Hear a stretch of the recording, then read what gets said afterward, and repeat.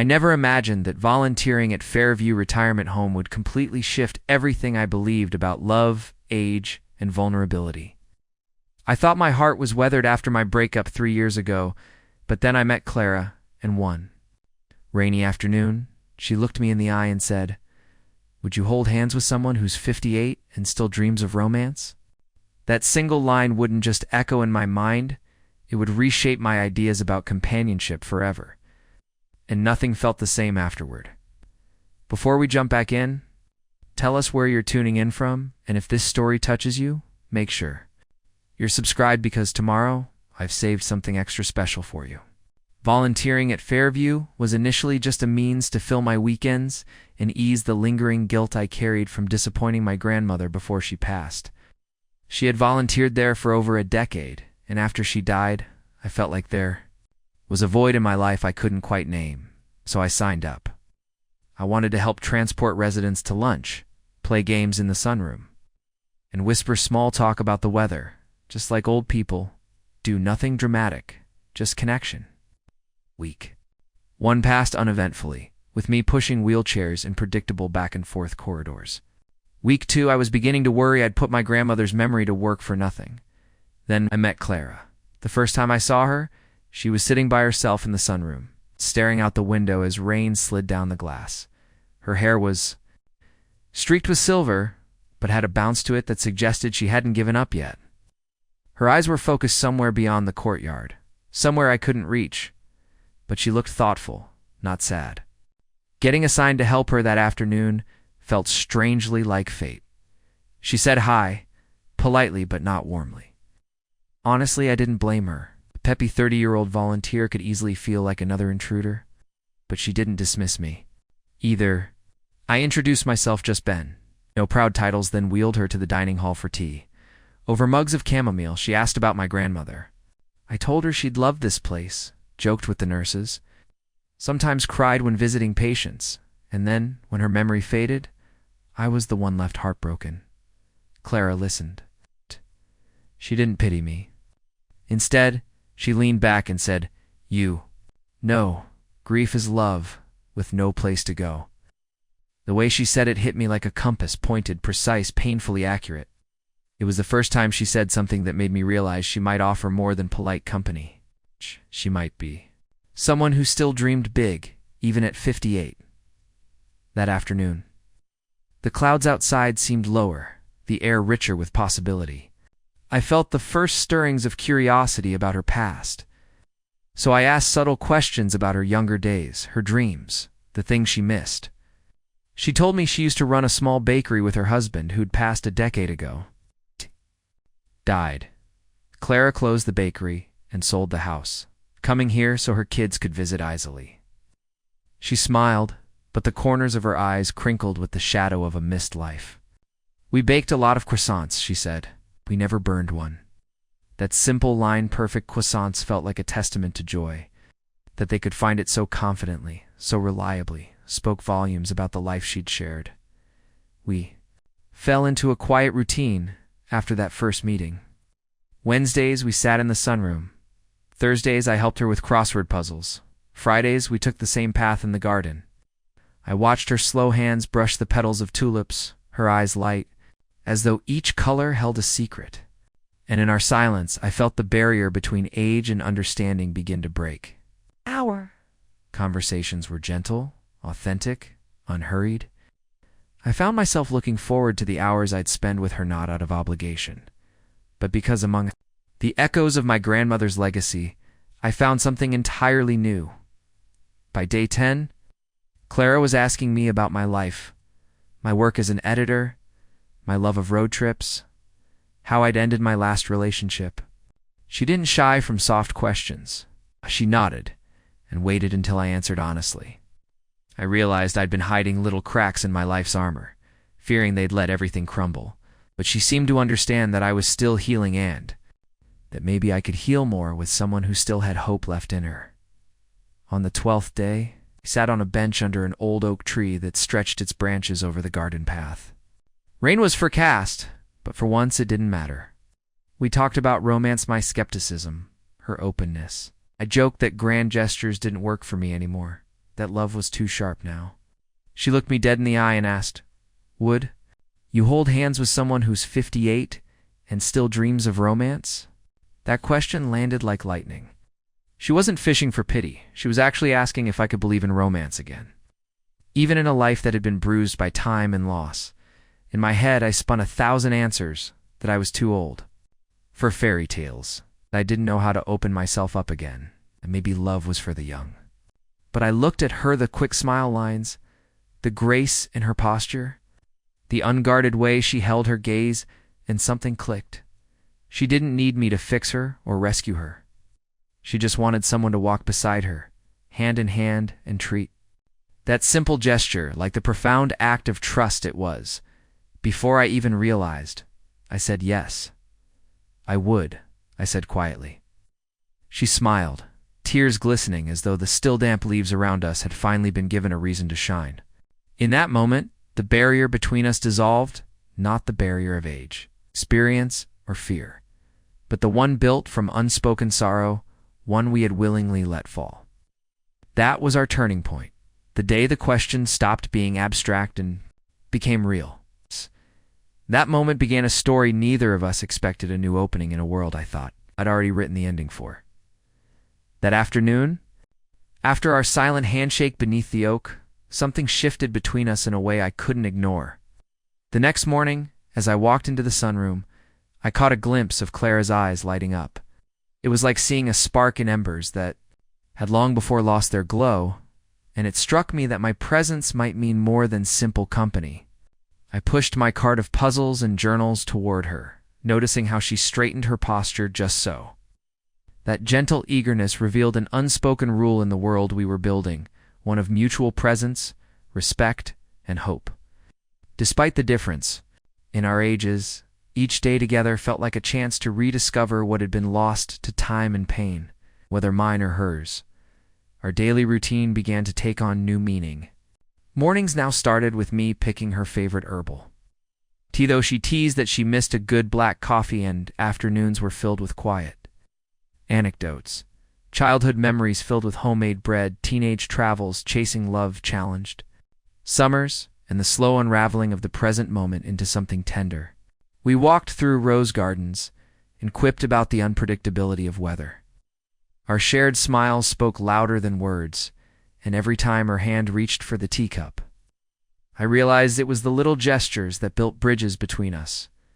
On day 16, we found ourselves laughing over a puzzle about lost explorers. It was as though two eras in life had combined into a new, singular space where age felt less like a barrier and more like a lesson. My penchant for travel became contagious, and Clara responded with a twinkle in her eye, telling me she always wanted to visit the coast of Maine, but never found the right partner. I sensed the pain behind her casual tone, the kind of disappointment that lingers in corners, unacknowledged. She paused mid-sip, staring out at a group of residents napping in the recliners. I recognized then that she missed more than the bakery. She missed the feeling of expanding into a life still half-lived. That moment brought me to a quiet realization.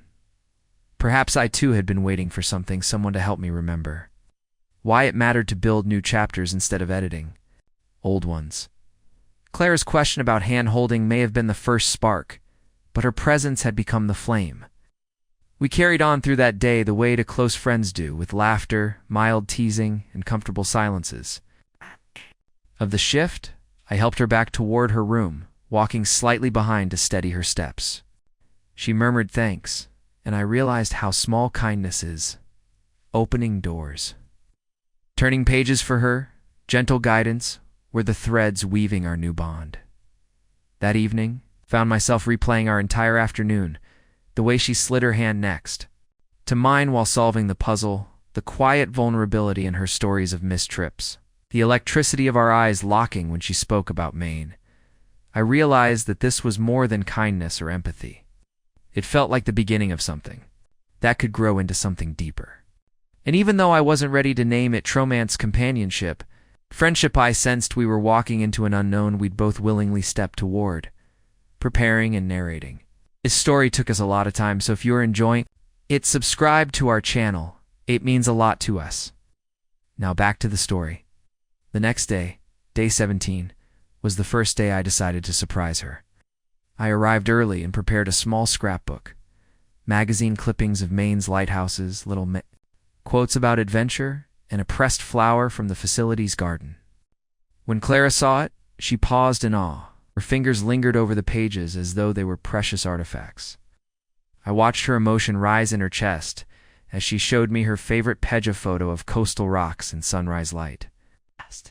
If she'd like to visit someday? She turned pages slowly as though she was collecting courage and hope. Maybe one day, she whispered. Her response wasn't a yes or a no. It was a reminder that slow, unfolding possibilities are often the most beautiful. She surprised me too. She brought in her old album of wedding photos, yellowed at the edges. The smile on her face was wide and nostalgic, but there was also a quiet pause between the snapshots, almost like she was taking a breath between memory and reality. In lining up the old wedding dress, the cake top decoration, and the ribbon bows, she said it had been beautiful, but it had ended. And now, she wasn't certain what came after the end, if there was any place left for dreams. She didn't ask for pity. She asked for permission to hope again. Her words lingered in me like morning fog, soft, persistent, and strangely comforting in their unresolved tension. As days turned into a small pocket of routine garden puzzles, afternoon tea, photo album sharing, I sensed deeper layers pulling us closer. It wasn't just nostalgia or comfort. It was the careful building of trust. We began to share pains, mine around guilt, hers around loneliness that crept into early mornings. We laughed over mundane jokes, teased each other about crossword mistakes, and found kinship in morning warmth. In those small moments, I realized we were lifting each other with invisible hands, holding one another up in ways simple words couldn't express. Our unscripted script was writing itself page by page. I began to notice how Clara's wristwatch glowed under the sun near the lilies, how her sneakers carried that faint smell of pine, how her voice softened when she spoke about Maine. I felt my own defenses melt when she looked at me with calm interest. No expectations, just presence. Our relationship had carved a unique pocket in the rhythm of the retirement home. Others may have considered us odd friends we were decades apart, but the looks we exchanged said it all. Age was just the backdrop to a story that was being written in the space between our glances. Around day 20, I got more brazen. I asked if she'd like to walk outside when the rain paused. She widened her eyes, blinked twice, then nodded. We ventured into the garden under umbrellas, side by side like two old souls who'd found one another unexpectedly. As we shut off the umbrellas under a tree that sheltered us, Clara reached out her hand, small in mine, and fit it with a gentle squeeze. That squeeze said everything our words hadn't yet dared to say, that she trusted me, that even at 58, she still yearned to feel connected. By that night, I found myself grappling with something tender and new. We had begun sleeping routine, but our days now carried a promise not of a grand relationship rewrite, but of something more intimate than either of us expected. And yet, the unspoken question remained. Can Tupupola, restless 32 and a waiting 58 find space for a connection that doesn't demand labels, but quietly blooms nonetheless? There was something about the in-between moments that stood out more than the ones you'd expect to remember. It wasn't the walks under the tree canopies or the quiet hum of late afternoon sprinklers misting the roses. It was the subtle, shared glances, the rhythm of two lives briefly syncing up without ceremony. When Clara reached for my hand under the rain-wet branches, it wasn't dramatic or exaggerated. It was natural. It's inevitable and quiet, like a leaf falling into place. And in that gesture, I felt something stirred deep inside a thread, pulling me forward, inviting me to not only care, but to consider the weight of what caring could become. That night, lying in my small apartment across town, I found myself staring at the ceiling longer than usual. The rain from earlier was still tapping lightly against the window, and for some reason, all I could think about was the way Clara's thumb had brushed across my knuckle, deliberate but shy. There wasn't any question of what does this mean. In my mind, it meant exactly what it needed to. Not a declaration, not a proposal, Just a human truth. We all need warmth. We all hope to be seen. By the time day 21 came around, Clara had rearranged the furniture in her small sitting room. When I asked why, she said she wanted the afternoon light to fall on her sketchbooks again.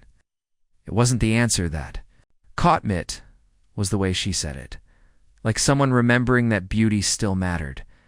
She showed me old charcoal drawings she hadn't looked at in years. Her hands trembled slightly when she flipped through the pages, and though some lines had faded, the artistry had not.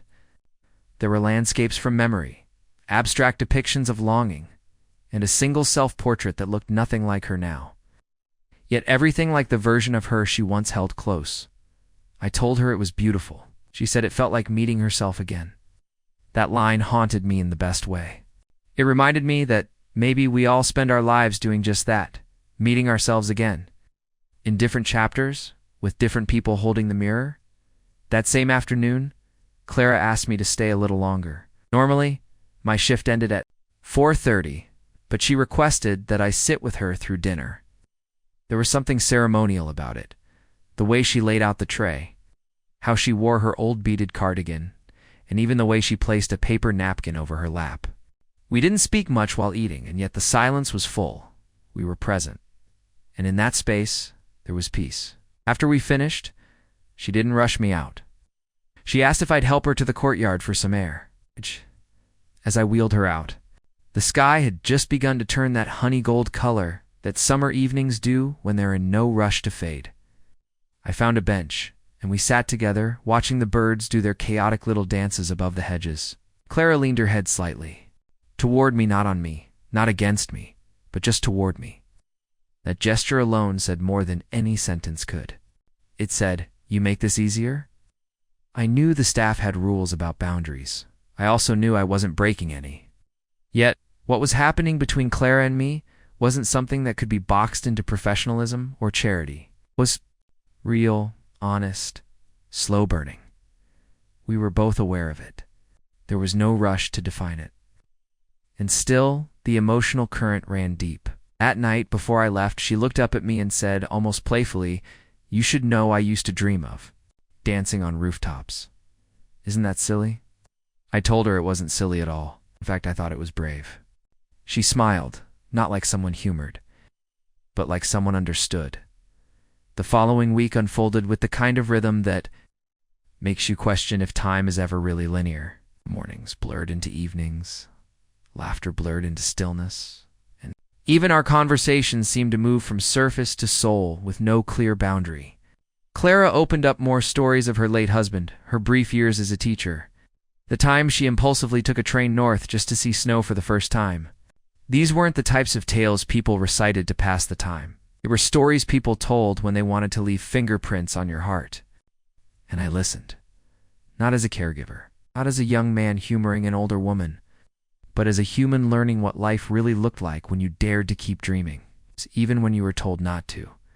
One afternoon, as we pieced together a vintage puzzle of the Italian coast, Clara paused and looked at me. She asked, softly but without hesitation, Ow.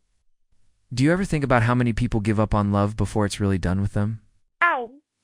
I didn't know how to answer that. Not because I hadn't thought about it, but because her voice was so fragile in that moment. I was afraid that any response might break the spell, so I nodded slowly. She nodded too, as if that agreement was enough. And maybe it was, as word of our growing closeness spread through the facility, because things always do. Some of the staff began teasing in harmless ways. They'd ask if we were courting or if we had plans to run away together. Clara always played along, laughing with the kind of sparkle that only shows up when someone feels deeply alive. She'd say, "Well, I haven't danced on a rooftop yet, but who knows?" And I'd smile, not out of flattery, but out of admiration. Her willingness to keep dreaming at 58, in a place designed more for waiting than for living, was quietly revolutionary. It was around this time that I began to realize something vital. Clara didn't want to be pitied, protected, or politely dismissed. She wanted connection. She wanted to matter. She wanted to hold hands without someone wincing at the idea of it being more than friendship. And who could blame her? Aren't we all just trying to find someone who won't flinch when we reach? Out. That thought kept me up longer than I expected. I wasn't falling in love. Not exactly, not yet. But I was falling into care, into reverence, into possibility. And that, somehow, felt just as profound by day 28. The bond between Clara and me felt both undeniable and fragile, something beautiful, yet delicate enough that even the smallest breeze of change might shift its shape. On this particular afternoon, I arrived early, carrying with me a battered paperback of travel memoirs and a thermos of time-infused tea. When Clara saw the book, her eyes widened a bit, a warm recognition of shared longing for stories beyond these walls. We settled into our usual spot on a battered garden bench, the sun filtering through newly sprouted leaves overhead. Opened the book and began reading the words of a traveler navigating dusty roads, stumbling upon unexpected kindnesses. She listened closely, her expression drifting from wistful to inspired, reminding me how powerful simple presence can be.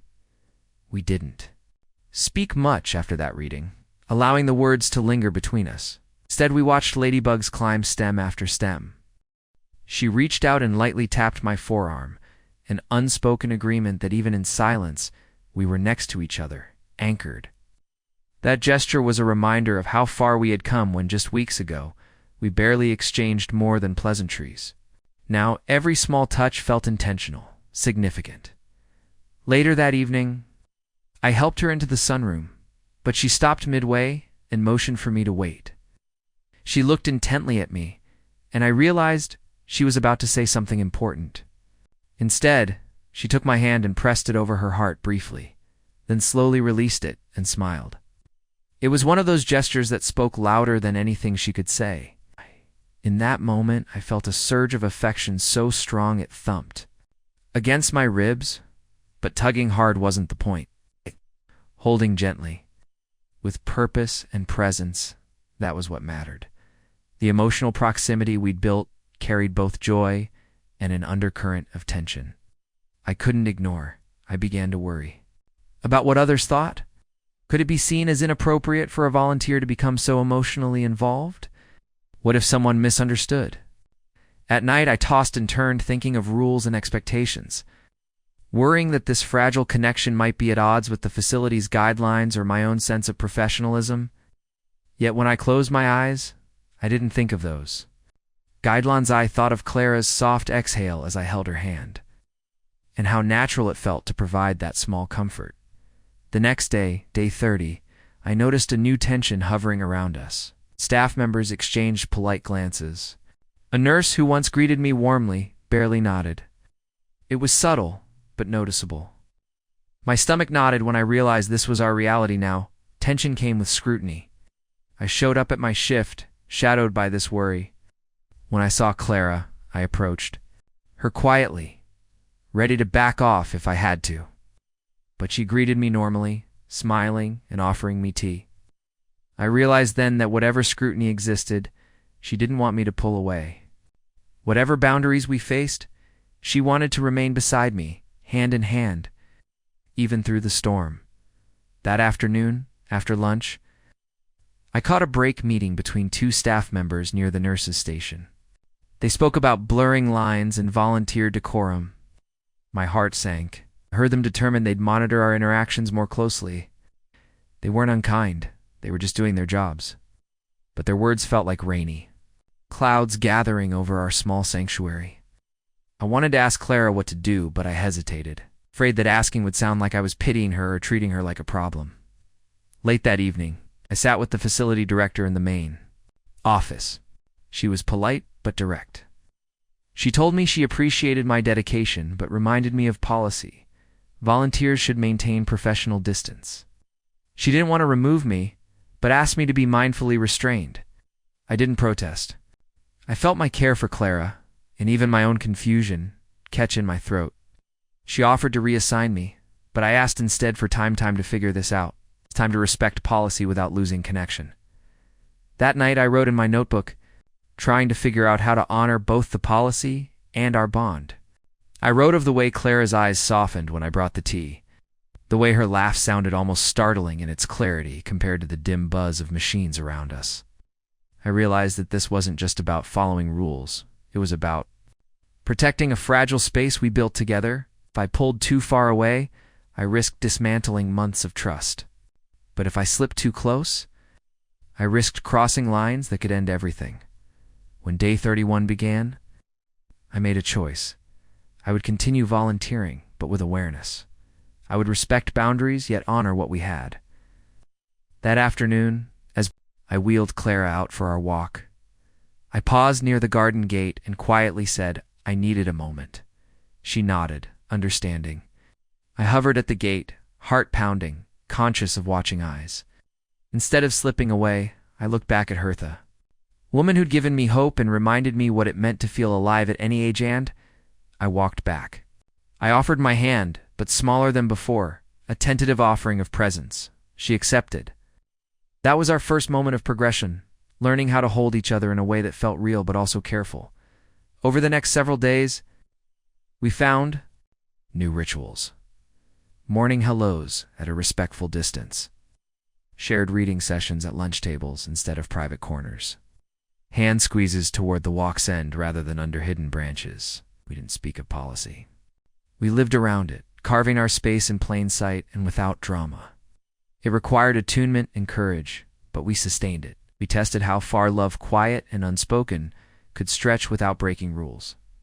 One afternoon, on day 3, I found Clara waiting by the puzzle corner, her sketchbook open. She held up a charcoal drawing, 2 hands, fingers interlaced, with distant hills in the background. Looked so much like us it startled me. She said nothing. She just met my eyes, and for the first time, we both acknowledged that what we shared was something worth honoring, worth protecting, worth continuing to hold even if it meant moving slowly, carefully, gently. On day 37, we reached a subtle but crucial milestone. While crossing the sunroom floor, our hands brushed and neither of us pulled away. It was a quiet declaration. Yes, we'd define this carefully, but yes, we would keep holding. It wasn't a defiant act. It was a thoughtful one. The scramble of worry that had occupied my mind for weeks softened into a deeper understanding. Love doesn't always need grand declarations. Sometimes it only requires a hand held steadily amidst uncertainty. That moment was unassuming, but seismic for us. A quiet affirmation that love, gentle, respectful, patient, could navigate boundaries and still thrive. Our story didn't need scandal. It needed sincerity. And with every careful gesture, every mutual adjustment, we were defining a bond that transcended the expectations of age rules, quiet assumptions. The following weeks blurred together, a delicate balance between familiarity and restraint.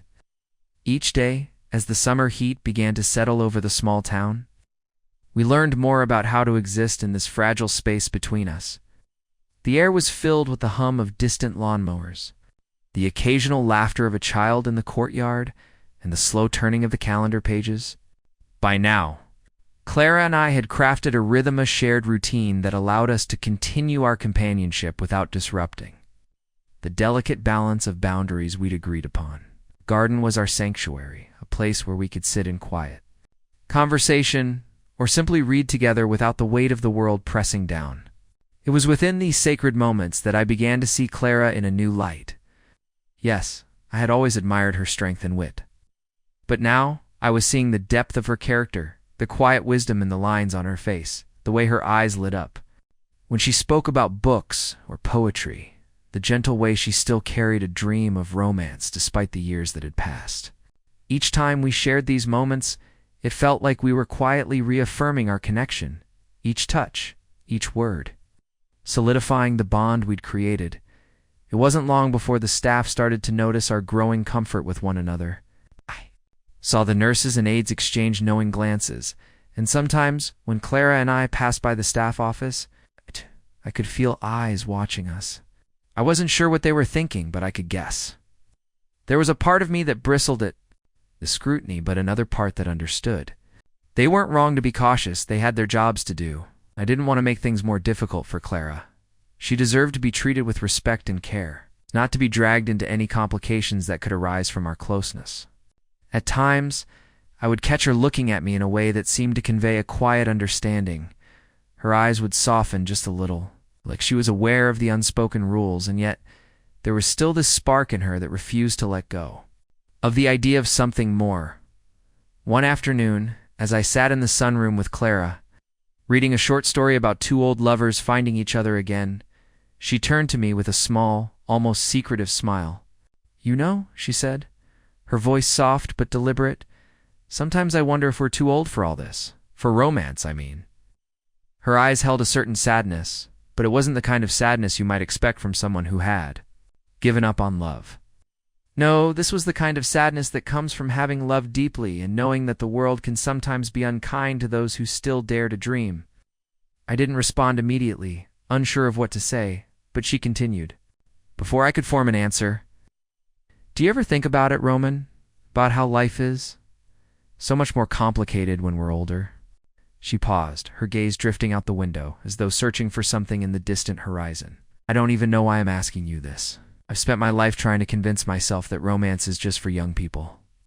But part of me still believes in it. That there's someone out there who might see me for who I really am, even at my age."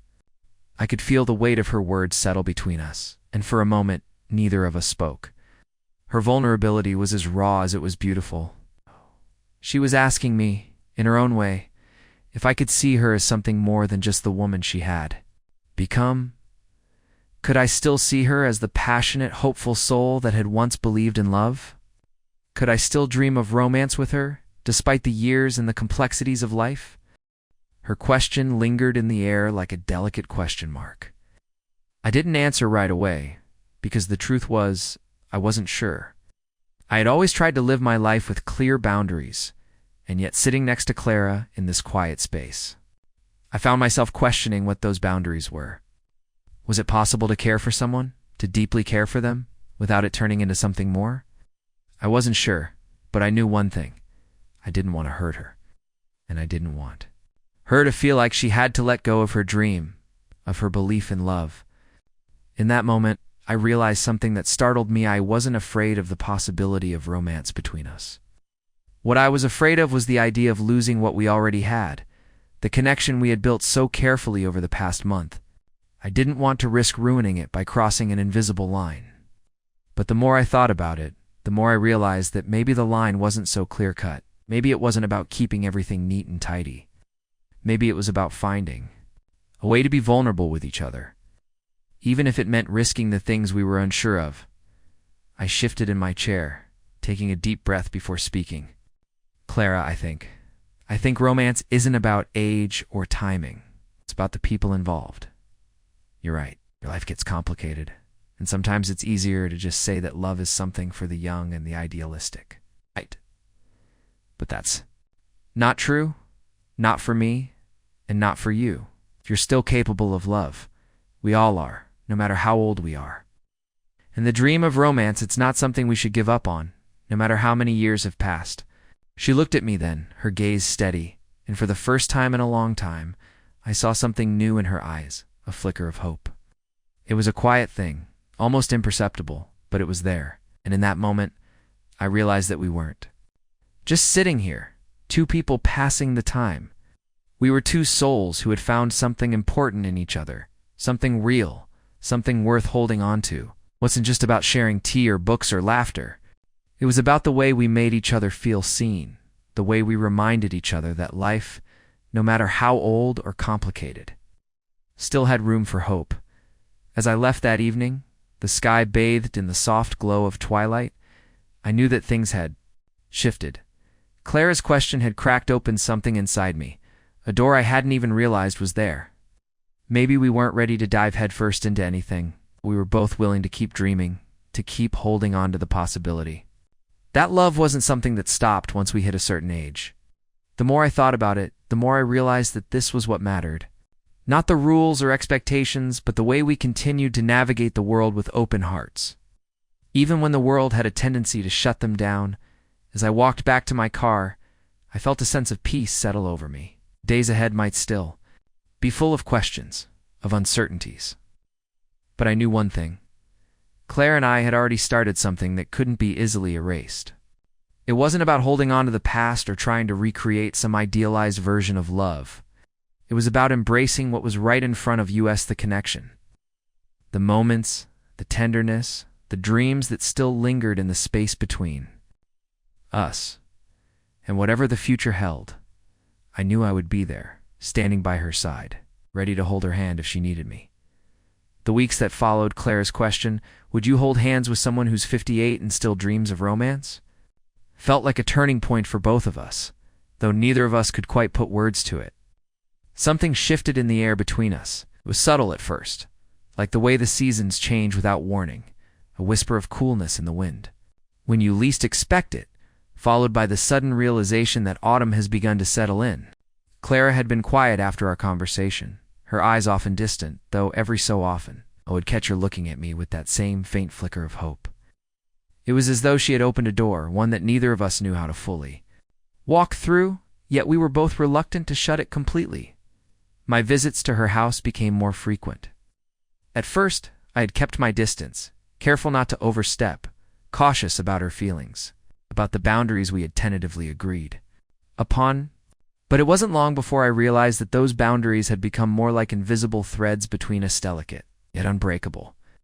We had become used to each other's company, to the silence that wasn't uncomfortable, to the laughter that felt easy. In a strange way, it felt as though time had given us a second chance, though I couldn't shake the feeling that we were still treading carefully, unsure of what might happen if we allowed ourselves to dream too much. One evening, after finishing a cup of tea, Clara sat across from me, the fading daylight casting long shadows across the room. "Roman, I've been thinking a lot about what we talked about," she said quietly, her voice steady but with an underlying weight that seemed to suggest there was more she wasn't saying. I had been expecting this, her need to revisit the conversation, to see if we were still on the same page, or if the questions had become more complicated in the days since. "I know we both said we weren't ready for anything serious, but I can't help but wonder," she continued, her eyes meeting mine with a sincerity that made my heart tighten. "What if we were ready? What if we could give this a real chance?" Her words hung in the air, and for a moment I found myself at a loss. It wasn't the question I had expected, but in a way, it was the one I had feared. What if we could give this a real chance? Did that even mean, especially at our age? What if we weren't just playing it safe anymore, holding on to the fragile illusion of friendship when deep down we both knew there was more at stake? I knew Clara was asking me for more than just a casual answer. She was asking me to make a choice to move beyond the space we had created and take a leap into something deeper, something that required both of us to acknowledge the risks involved. Stared at my hands for a long moment, unsure of how to respond. In all the time we had spent together, we had never explicitly addressed the question of what we were doing, whether it was simply companionship or if it had the potential to turn into something else. I had always assumed that the distance we kept was part of the unspoken agreement, the invisible line we would never cross. But Clara's words had shattered that assumption. She wasn't asking for romance in the way that most people would. She wasn't expecting grand gestures or declarations of love, but she was asking for something that felt just as vulnerable. The possibility of opening our hearts to each other, in a way we had both resisted for so long. I looked back at her, seeing the uncertainty in her eyes, the quiet hope that had always been there, but now felt more urgent, more desperate. "Clara, I don't know," I said slowly, my voice carrying a weight I hadn't expected. "I think about it too, more than I should probably. But the truth is, I don't want to risk what we have. I don't want to make things complicated and lose the connection we've built." "You mean too much to me for that. But maybe you're right. Maybe there's a chance for something more if we let ourselves take the risk." Her lips curved into a soft smile, but I could see the sadness that lingered behind her eyes. "I get it, Roman. I do. I'm not asking for us to jump into something right away. I'm not asking for anything that feels forced. I just don't want to live the rest of my life pretending that I don't still believe in love, in the possibility of a relationship, even now. I'm tired of hiding it, of pretending like it's something I shouldn't want." A moment then added, almost as an afterthought, "Maybe I'm just afraid that if we don't try, we'll look back and regret it. Maybe I'm just afraid of being alone, of letting this moment slip away without knowing what could have been." Vulnerability hit me harder than I expected. I could see how deeply this mattered to her, how long she had been carrying this quiet ache inside, and it stirred something in me that I hadn't realized was there.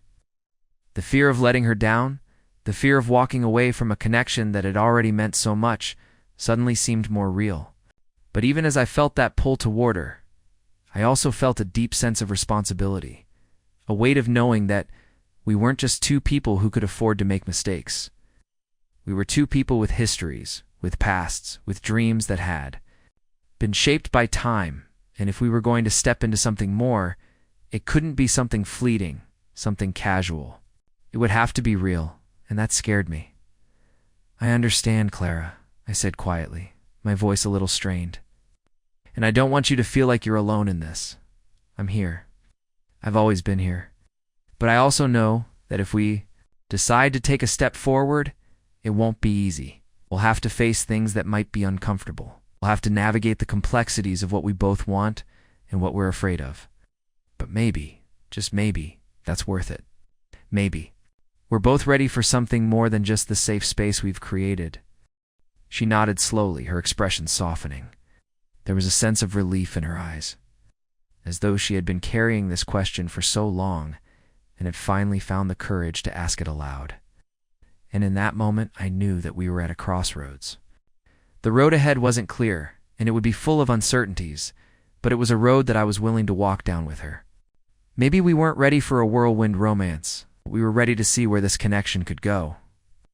To explore the possibility of love without fear or hesitation, I reached across the table and took her hand in mine. It wasn't a grand gesture. It wasn't the sweeping declaration of love that you might expect in a movie, but it felt significant. It felt like a promise that we were willing to face whatever came next, together. And as I held her hand, I realized that the journey ahead wasn't about finding the perfect moment or the perfect answer. It was about being present, being vulnerable, allowing ourselves to experience what we could offer each other without the weight of expectations or past disappointments. And for the first time in a long while, I felt the stirrings of something. Deep inside, something that felt like hope.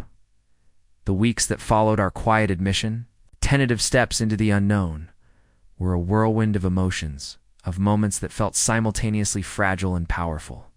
It wasn't as though everything suddenly became clear or easy. If anything, the uncertainty lingered like a fog, settling in the spaces between our conversations and actions. But there was something in the way Clara's hand felt in mine, in the way her eyes softened when I smiled at her, that made it clear. This was something worth exploring. Not because we had all the answers, but because we were willing to seek them together. We didn't talk about it much after that night. The question she had asked hanging in the air between us, unspoken but present. It was as if we had silently agreed that we would let time and the small, everyday moments guide us forward, rather than force anything. Instead of diving headfirst into grand gestures, we allowed ourselves to simply be. Clara began to share more about her past, stories from her youth, from the days when she still believed in fairy tales and first loves. She spoke of the loss of her husband, how difficult it had been to let go of the life they had planned together, but how in a strange way it had also opened up a new chapter for her one that was quieter, less predictable, but still filled with possibility. It was as though in the telling of these stories, she was learning to make peace with the past, to embrace the idea that life, even in its later stages, could still surprise her.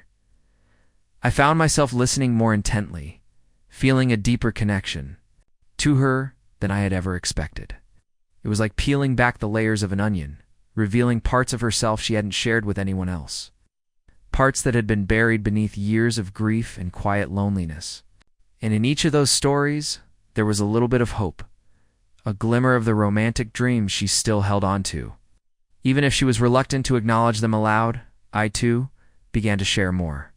My life had been filled with work, with projects that consumed my time, with relationships that were always fleeting. There had been a few women along the way, but none who had made me feel anything close to what I felt now. And yet I was cautious. I didn't want to rush into something that might end as quickly as it began. Clara was a constant in my life. Yes, but the fear of taking the wrong step, of pushing too hard too soon, was always there, lurking beneath the surface. One evening, We were sitting outside on her porch, watching the sun dip below the horizon, the sky painted in shades of orange and pink. The air was cool, the kind of breeze that hinted at the approaching autumn. We hadn't said much, but there was a quiet understanding between us, a peace in simply being there, together. I was struck by how natural it all felt, the way she moved, the way she smiled, the way we could sit in silence without any awkwardness. It was a companionship I had never imagined, one that had grown slowly but surely. It's like the steady rhythm of a heartbeat. "Roman," she said, breaking the silence, her voice soft, almost hesitant, as though she was choosing her words carefully. "Do you ever think about what happens next? I mean, after all this, whatever it is we're doing?" Her gaze was steady, but there was a vulnerability in her eyes that I hadn't noticed before. It was as though she was asking for permission to explore the future, but wasn't sure if I was ready to take that step with her. I thought about it for a moment, the question lingering in the air like an unanswered prayer. What did happen next? What did we want from this, from each other? We had both been through our own journeys, and yet here we were, at a crossroads. What did it mean to take this tentative connection, this friendship that had blossomed into something deeper, and turn it into something more? Could we? "I think about it a lot," I admitted, my voice steady, but tinged with the uncertainty that I had been carrying for weeks. "I think about what it would be like to have more with you, Clara. But it's not something I can rush into. I need to know that we're both ready for it, that this I gestured between us isn't just a passing moment, but something real, something worth fighting for." She nodded slowly, her fingers tracing the rim of her teacup. "Get that I do? And I don't want you to think that I'm rushing you into anything, because I'm not. I don't want us to waste time pretending like we don't want more, like we don't care. Life is short, Roman. We've both seen that." She looked at me then, her expression soft but intense, like she was laying her heart out for her. Me to see, unguarded. "But I also know that I can't force you to feel something you're not ready for. I don't want to make you feel like you have to choose between me and whatever else is out there. I just want to be honest with you. And with myself." Her words hit me harder than I expected. It was the honesty, the rawness in her voice that made it clear. She wasn't asking for a fairy tale. She wasn't asking for grand declarations of love. She was simply asking for something real, for the chance to see if this what we were. Building could become something more. She was asking me to take the risk with her, to step beyond the safety of friendship and into the unknown, where love and vulnerability intertwined in ways we couldn't yet fully understand. I didn't know what the future held. I couldn't predict it, no matter how much I wanted to. But what I did know was that this moment, this quiet evening on our porch, was a turning point. It was the moment when we had to decide, would we hold hands and take a leap into something uncertain, something beautiful in its potential? Or would we let fear and doubt keep us from stepping into the future we both longed for? I reached across the table, my hand hovering for just a moment before I placed it gently on hers. It was a small gesture, but it was enough to convey everything that words couldn't express. I didn't have all the answers, but I was ready to try, ready to see where this path might take us, together. Her eyes softened as she looked at me, and I could see the relief in them, quiet hope that perhaps, just perhaps, we were both ready for whatever came next. And for the first time in a long while, I felt a sense of calm settle over me. Whatever the future held, I knew I wasn't walking it alone. The days following our quiet conversation on the porch felt like a gentle unfolding of something I couldn't fully understand yet, but knew it was meaningful. I suppose that's how these things go, slowly, almost imperceptibly, till one day you look up and realize you've walked a mile down a path you hadn't planned on taking. But that was the beauty of it. Clara and I were walking down this path together, and every day, every hour spent with her felt like another piece of a larger puzzle falling into place. I began to notice things I hadn't before. The way Clara's eyes crinkled at the corners when she laughed. How her hands always seemed to move in graceful, deliberate motions, as if each one held a story of its own. There was something comforting about her presence, a sense of quiet, strength that made me feel at ease, even when the rest of the world felt like it was spinning too fast. She had this ability to make time feel like it was standing still, to make the smallest moments feel profound. It wasn't that she was trying to impress me or even win me over, it was just who she was.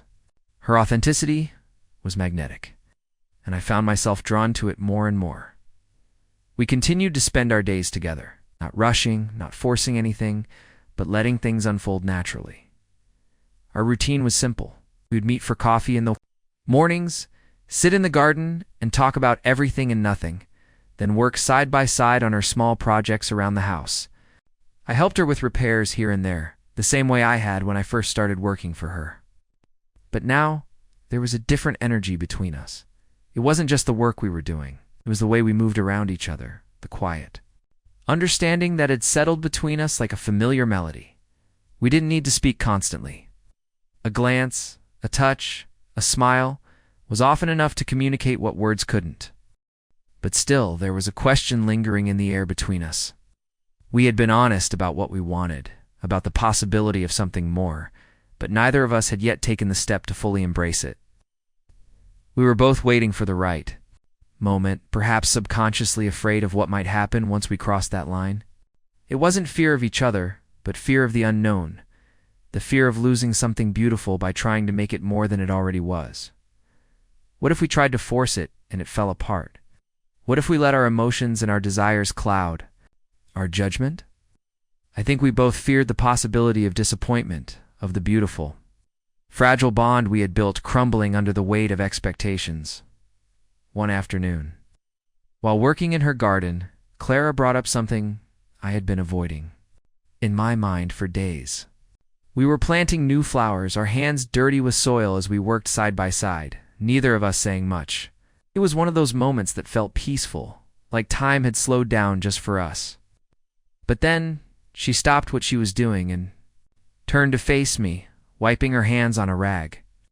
Her eyes met mine, and for the first time in what felt like ages, she looked at me with an intensity that sent a shiver down my spine. "Roman," she said, her voice steady, "we've been doing this for a while now, and I think it's time we talk about what comes next. I need to know if you're truly ready to explore this with me, or if we're just going to keep pretending like there isn't something here." Her words hung in the air, heavy with the weight of everything unsaid. She wasn't asking for a grand declaration. She wasn't demanding that I make any promises. But there was a raw honesty in her voice, a vulnerability that made my heart skip a beat. Clara was offering me a chance to step forward, to claim what had been quietly building between us. She wasn't asking me to rush, but she was asking for something real. I stood there for a moment, letting the question settle into my chest. It wasn't that I didn't know how I felt. It wasn't that I didn't care about how I did, more than I could articulate. But what if I wasn't ready? What if I wasn't the man she needed? What if my past, my fears, my doubts, all held me back from truly giving her what she deserved? I had been carrying the weight of these questions for weeks, and now, in this quiet moment, they felt like they were suffocating me. "I don't know, Clara," I said finally, my voice quieter than I intended. "I don't know if I'm ready to give you everything you need. I don't know if I can." The admission stung as I spoke it, but it was the truth. I wasn't sure if I had the capacity to offer her what she deserved, not because I didn't want to, but because I feared failing her. Clara reached out, her hand gently touching my arm, grounding me. "Roman," she said softly, "I don't need you to be perfect. I don't need you to have all the answers. I just need you to be here with me, ready to take the next step. No pressure, no expectations, just us." Her words wrapped around me like a warm blanket, comforting and reassuring. Maybe that was the key. The next step didn't have to be some grand gesture, didn't have to be perfect. It just had to be real. And that's what Clara was offering me, something real. Something I could hold on to, even when everything else around us was uncertain. I took a deep breath, looking into her eyes, and for the first time in a long while, I felt a sense of calm. Maybe I wasn't ready to have all the answers. I didn't know what the future held, but I did know one thing. I wasn't ready to let go of her, not yet. I wasn't ready to walk away from what we had, even if it was still uncharted territory. I'm not sure what the next step looks like, said, my voice steady now. But I'm willing to find out with you. Together. Her smile was all. The answer I needed? A quiet affirmation that, for once, I didn't have to have it all figured out. All I had to do was show up, be present, and allow the connection we had to evolve at its own pace. And just like that, I knew. We were going to be okay. We didn't need the answers to everything, we just needed each other. The weeks that followed felt like a quiet breath between us. A moment of calm before the storm, though I wasn't sure what storm I was anticipating. Clara and I had taken. The step of being open with one another about our fears, our desires, and our uncertainties, and somehow, in that act of vulnerability, something new had blossomed. The shift wasn't dramatic, not like in the movies where everything changes in a single moment. Instead, it was subtle, like a tide that slowly rises to meet the shore. We had begun to navigate the unspoken boundaries between us, acknowledging what was happening without forcing it into any predefined shape. It was an uncharted territory, but for the first time in a long time, it felt like I wasn't walking alone. Each morning, Clara and I would meet at her kitchen table with a cup of coffee in hand, the silence comfortable as we eased into the day. There were no expectations, no rush. Some mornings we would talk about everything, about books we were reading, about memories from our pasts, about things that made us laugh. Other mornings, we would sit in silence, both content in the quiet companionship that had begun to fill the spaces between us. But there was always an unspoken understanding that we were in this together. Whatever this was, we weren't forcing anything. We weren't trying to rush toward an ending. We were just living together in the moment. But something changed one afternoon when Clara came to me with a quiet, almost hesitant request. She had invited me to join her for dinner at her house, an offer she had made a few times before, but this time there was something different in the way she asked. There was a softness to her voice, an intimacy that hadn't been there before. I was wondering, she began, standing in the doorway of my workroom, if you'd be interested in taking this a step further. I mean, dinner together is more than just colleagues or friends. I want to explore what this could be, Roman. Are you open to it? Words were simple, but they carried a weight with them, a vulnerability that made my heart skip a beat. The question she was asking wasn't just about dinner or about the evening ahead. It was a question about us, about what we were becoming, about the possibility of something more than just the friendship we had. It was a question about stepping into the unknown together. I found myself standing still for a moment, trying to process what she was saying. I had been so careful, so protective of what we had. I had been afraid of pushing too hard, afraid of disrupting the delicate balance we had found. But now Clara was asking me to step forward, to take a leap into something that had always felt like it was just out of reach. I knew she wasn't asking for anything overwhelming, not for a grand gesture or a promise that I wasn't sure I could keep.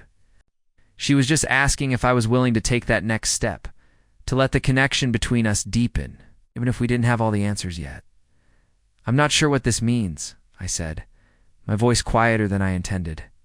But yes, I'm willing, if you are too. Her smile, wide and bright, was all the answer I needed. She didn't need to say anything else. We both understood. It wasn't about having the right words. It wasn't about forcing the next step. It was about the willingness to walk forward, together, even when the path wasn't clear. That evening, when I arrived at Clara's house for dinner, it felt like the beginning of something new. Her home was warm and inviting, filled with the sense of roasted vegetables and fresh herbs. There was no grand setting, no candles or fancy dinner table, just a quiet meal shared between two people who had begun to understand each other in ways that words couldn't express. We sat at the small kitchen table, our plates filled with food we had both contributed to. And for the first time, I felt the weight of her gaze in a way I hadn't before. It wasn't the casual glance of a neighbor or a friend anymore. It was the gaze of someone who saw me, who understood the complexities of who I was, and who was willing to accept all of it, even the parts I wasn't sure I wanted to show. The conversation flowed easily, as it always did between us. But this time, there was an underlying current to it, a tension that neither of us dared to acknowledge out loud. We were treading into deeper waters, and though neither of us was sure of what we were doing, we were both willing to take that chance. The night passed slowly. with the kind of quiet intimacy that only comes from shared vulnerability and trust. We didn't talk about the future. We didn't talk about labels or expectations. We just existed in the same space, enjoying each other's company and letting the evening unfold as it would. It wasn't until we were clearing the dishes that Clara spoke again, her voice soft, almost shy. "Roman," she said, looking down at her hands as she dried a plate, "do you ever wonder what we're doing here? I mean, are we just waiting for something to happen? Or are we actually living this right now?" I paused, taking a moment to consider her words. It wasn't a question I had asked myself in quite some time. I had been so focused on trying to protect the delicate balance we had created, so focused on trying to make sense of everything, that I hadn't stopped to ask myself if I was truly living in the present, if I was truly embracing what was happening between us. "I think," I said slowly, "we're living it, Clara. I think we're already living it. Don't need to have everything figured out. We just need to be here, together." She smiled, the weight of the conversation lifting for a moment, and for the first time that evening, I felt a sense of ease. We were figuring it out together, not in some grand, sweeping way, but in the quiet moments. And maybe that was enough for now. As I left her house that night, I felt something I hadn't expected to feel. Hope. Hope for the future. For what, Clara? And I could become, and for the possibility that love didn't need to be rushed, didn't need to follow any timeline or pattern. It could simply be, in its own time, in its own way. And for the first time in a long time, that thought didn't scare me. It felt right. As the weeks continued, I found myself caught in the rhythm of a life I hadn't expected. There was a kind of gentleness in the way Clara and I interacted, an ease that came from simply being in each other's presence. We didn't force anything. We didn't try to push the boundaries that had started to form between us. Instead, we let them stretch at their own pace, like elastic bands that were meant to be pulled, but never snapped. It was the kind of connection that felt natural, even if it didn't make sense at first. We both knew we weren't rushing toward anything, but there was something in the way we looked at each other that hinted at the possibility of something more. The hope I had once held so carefully in my chest was now beginning to bloom, slow but steady, like a flower reaching toward the sun. Clara's invitation for dinner that night was different from the others, though. There was a shift in her tone, a quiet undercurrent to her words that made my heart flutter. It wasn't just about sharing a meal or sitting across the table as friends. There was an unspoken question hanging in the air, a question that neither of us had voiced directly, but that we both felt. It wasn't about love in the traditional sense. It wasn't about rushing toward some grand declaration. It was simply about being together, about seeing if the space between us could widen and become something more than just friendship. I arrived at her house on that particular evening with a quiet sense of anticipation. The air outside was crisp, with the kind of chill that signified the change of seasons. Summer was slowly retreating and autumn was creeping in. The leaves had started to turn shades of gold and red, and the trees were shedding their first leaves. It felt symbolic in some way, like we were at the precipice of change. Though we hadn't quite crossed over into it yet, Clara greeted me at the door, her smile warm and inviting, and there was something different in her eyes that I couldn't quite place. She led me inside, and I noticed the subtle changes in the house. The table was set with more care than usual, the kind of attention to detail that suggested this wasn't just another dinner between friends. There were candles, soft flickers of light casting shadows on the walls. There was a softness to the atmosphere, a quiet warmth that felt like an invitation to something deeper.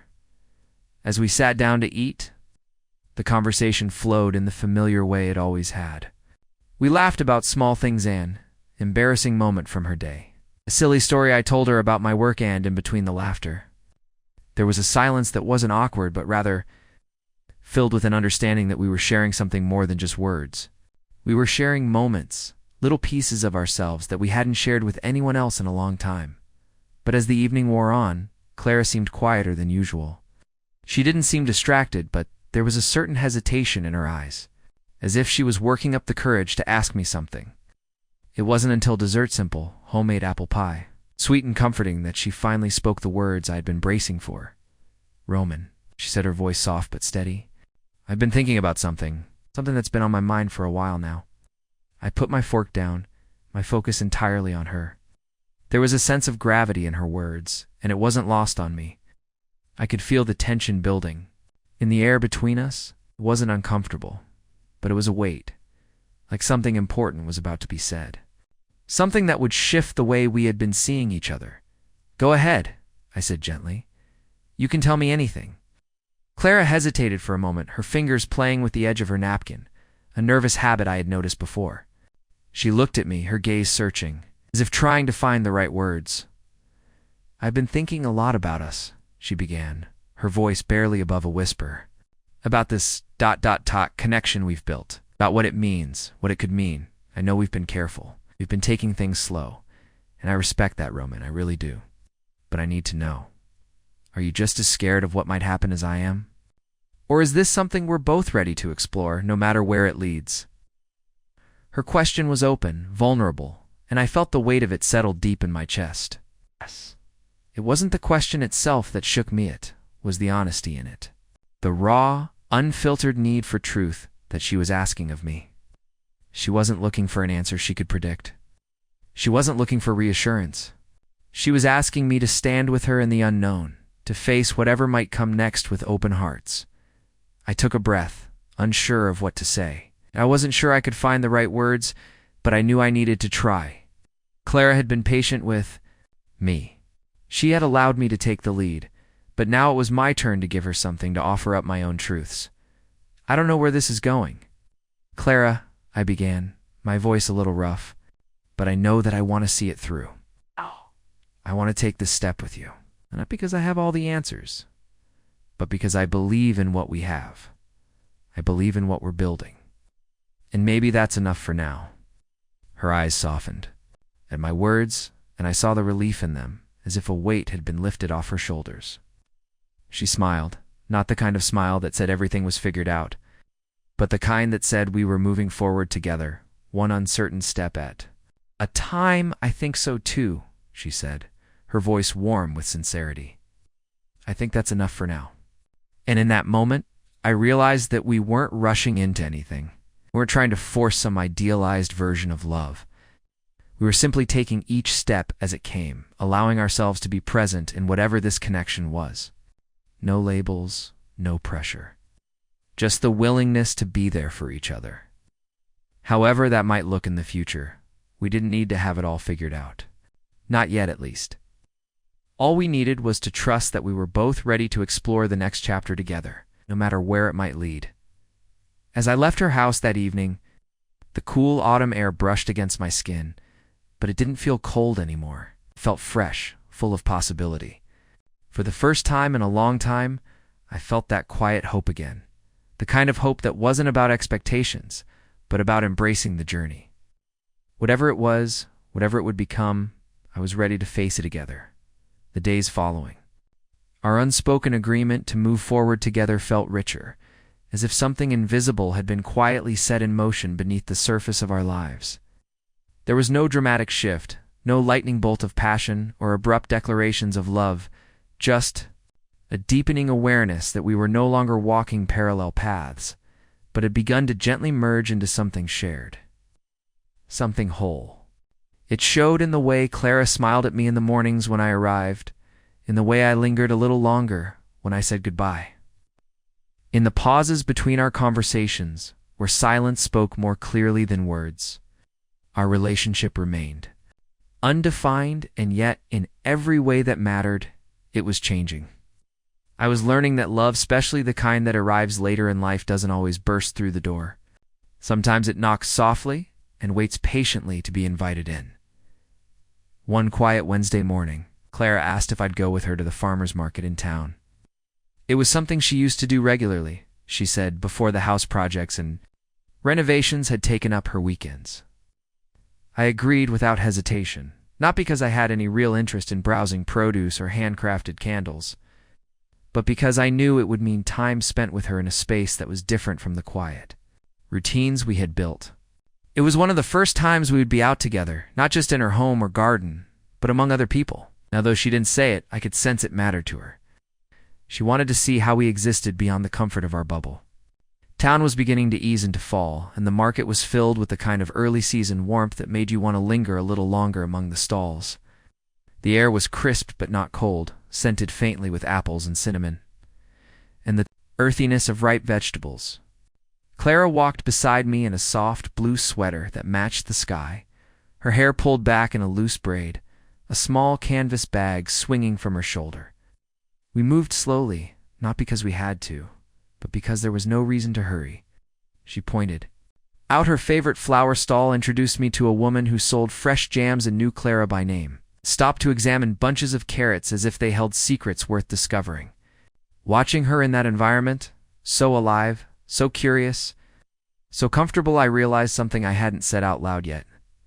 I liked the version of myself that I was becoming around her, softer, more attentive, open in a way I hadn't been in years. We paused at a small booth selling tea blends and candles, and Clara reached for a scent labeled Quiet Morning. She held it to her nose, smiled, and passed it to me. I breathed it in lavender, sage, something faintly citrusant suddenly. The thought came, this is what my life could smell like. Peaceful, still, warm. Not the chaos of past relationships or the emptiness I'd grown used to, but something grounded. A life where mornings were slow and meaningful, where the person beside me wanted to savor the same things I did. It was startling how clearly I could see it. We found a bench beneath a tree just off the market square and sat in companionable silence, sipping hot cider from paper cups. Clara leaned back and looked out at the bustle of the market, her eyes dancing with the soft light of the late morning sun. "It's strange," she said, breaking the quiet with a gentle voice, "how something so simple can feel so right." Nodded, unsure if she meant the market, the morning, or us. "Maybe it was all the above. Do you miss it?" I asked. "The world out here, doing this sort of thing, before everything?" She smiled faintly and looked down into her cider. "Sometimes. I used to be so afraid of slowing down. I thought if I did, I'd disappear. But now, I think I was rushing through things just to avoid feeling alone." The vulnerability in her words settled between us, and I didn't rush to fill the silence. Instead, I let it sit. It was true for me too, though I hadn't known it until that moment. The work, the distractions, the self-imposed solitude told myself it was independence, freedom. But really it had been a wall. Clara turned to me then, her eyes searching. "Do you ever feel like you've missed your window?" A slow sip of my cider, and considered it. "I used to," I said, "but lately not so much." She gave a small smile, one that didn't quite reach her eyes. "I turned 58 in April," she said quietly, "and I've spent most of the last few years wondering if it was too late. Too late to fall in love again, late to start over, too late to hold someone's hand without wondering if they saw me as a woman, or just ... someone older." Her voice trembled slightly, and I felt something shift inside me, Anne's urgency to say what had been growing in me. Quietly, steadily, without name. "Clara," I said, reaching for her hand instinctively. "I see you. I see the woman who still dreams of romance, who still wants to laugh and be held and be chosen. And if you'll let me, I'll keep showing up for you every day." She looked at our hands joined together, her thumb lightly brushing mine, and I saw tears threaten too well in her eyes, though she blinked them away quickly. "I'm scared," she whispered. "So am I," I said. "But that doesn't mean we shouldn't try." That afternoon changed something between us. We didn't label it. We didn't define it. But when we walked back to her car, still hand in hand, we both knew something had begun, a quiet promise, exchanged without ceremony. That night, I went home and thought about all the versions of myself I had been: alone, guarded, uncertain, and for the first time, I didn't feel ashamed of any of them. Because every version had led me here, to this day, to Clara. And maybe that's the most romantic thing of all, not rushing toward some dramatic climax, but quietly arriving in someone's life and choosing to stay. The following weekend brought with it a kind of stillness I hadn't experienced in years.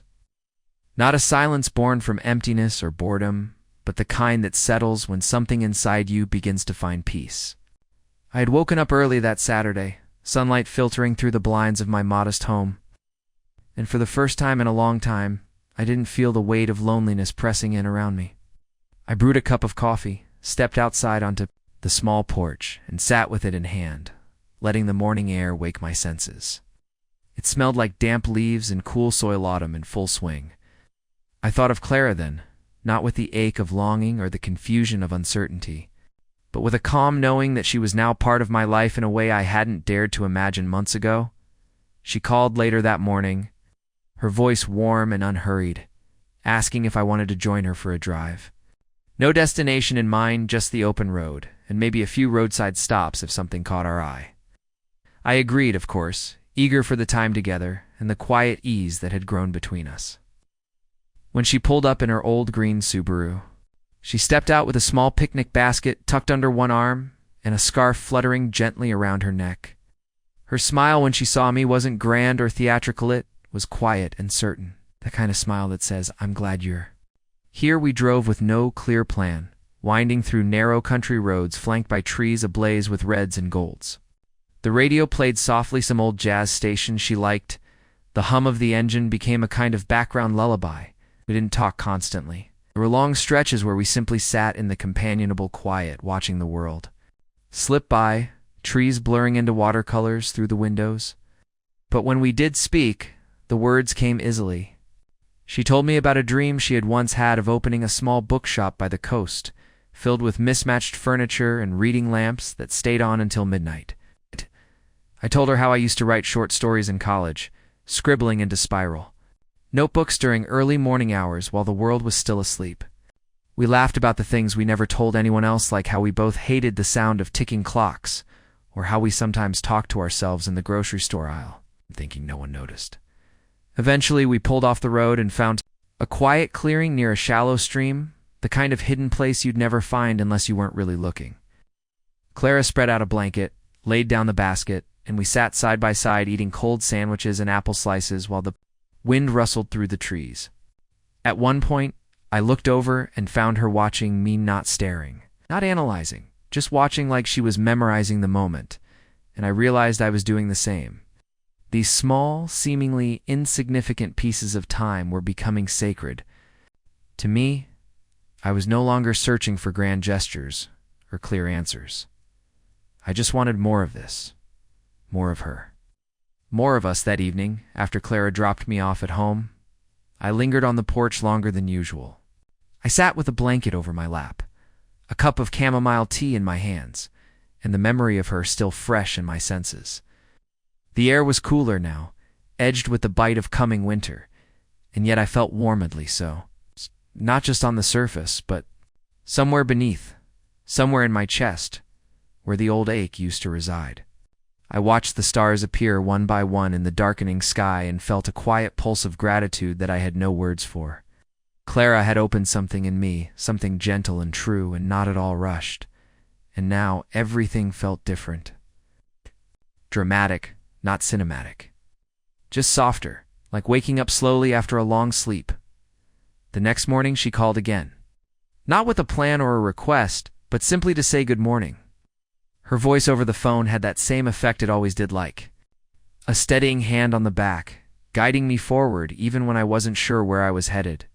We talked about nothing in particular, the new book she was reading, how her neighbor's dog had gotten into her flower beds, a recipe she wanted to try but wasn't sure would turn out. I listened, smiling to myself, and answered in kind, offering my own small bits of nothingness. It wasn't what we said that mattered. It was the rhythm of being in each other's lives, a stitching together of shared mundane moments that quietly formed a bond. Later that day, I went back to work on a few odds and ends she had asked me to fix around her place. Nothing urgent. Just small projects, she said, could use a handyman's touch. When I arrived, she met me at the door with 2 mugs of cider and a look that said she was happy I was there. I wasn't sure if we were building something romantic in the traditional sense. There was no declaration, no long gazes and whispered promises, but there was something undeniably tender in the way we moved through the house together. We didn't have to speak to understand what needed to be done. She handed me nails while I realigned a shelf. I fetched a step stool while she dusted off the top of a cabinet. At one point, we found ourselves reaching for the same screwdriver, our fingers brushing, and neither of us pulled away. Her eyes met mine, and in that silent pause, I felt the full weight of what we were creating, something patient, deliberate, and rooted in trust. As I left that evening, she walked me to the porch, the sky already deepening into dusk. Ow. We stood. There for a moment, the air between us thick with all the things we still hadn't said. And then, without warning, she reached for my hand, not shyly, not tentatively, but with quiet certainty. Her fingers laced through mine, and she looked at me, her expression soft. "I know we're still figuring this out," she said gently, "but would you hold hands with someone who's 58 and still dreams of romance?" I smiled, the answer already in my grasp, and gave her hand the lightest squeeze. "I already am." The weeks that followed were shaped by a quiet togetherness, one that didn't need validation from anyone but the two of us. Clara and I didn't talk about what we weren't because we were avoiding it, but because what we shared felt too steady, too sacred, to rush into defining.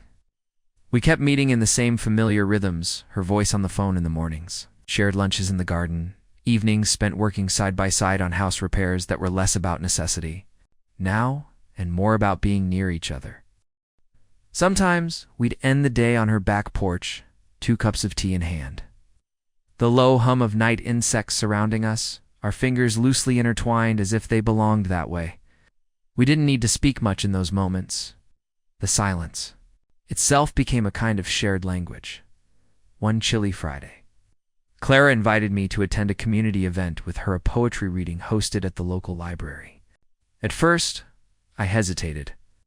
Poetry wasn't really in my wheelhouse, and I imagined a small, dimly lit room filled with strangers and verses that might feel too abstract for my practical mind. But when I looked at her, eyes lit with excitement and something quietly hopeful, I knew I'd go because sharing something important to her mattered more than my comfort zone.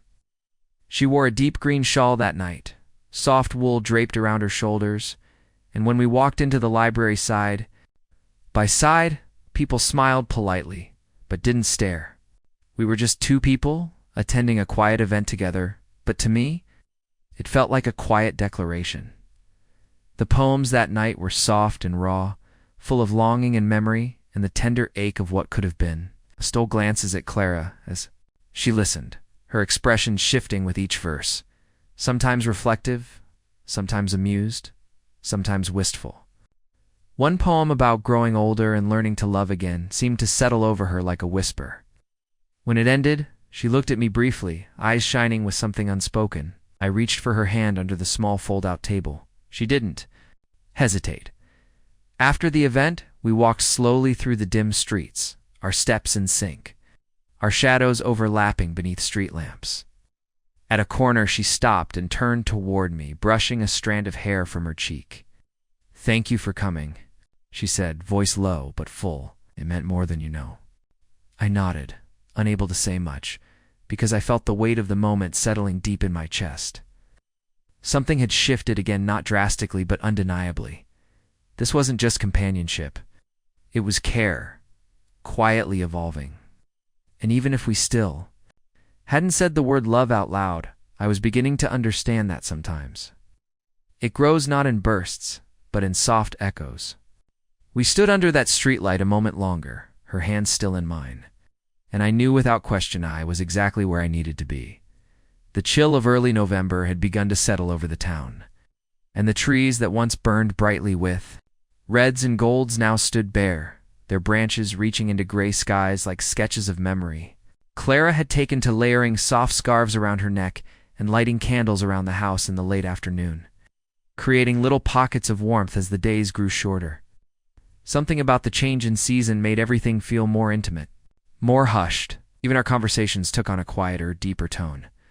We found ourselves speaking not only of plans for the coming weeks, but of the lives we had lived before this connection bloomed, of our marriages, of losses, of years spent in search of something we hadn't yet known we were missing. One morning, as I helped her rake the thick layer of leaves blanketing her yard, she paused by the old oak tree near the garden and asked if I wanted to take a break.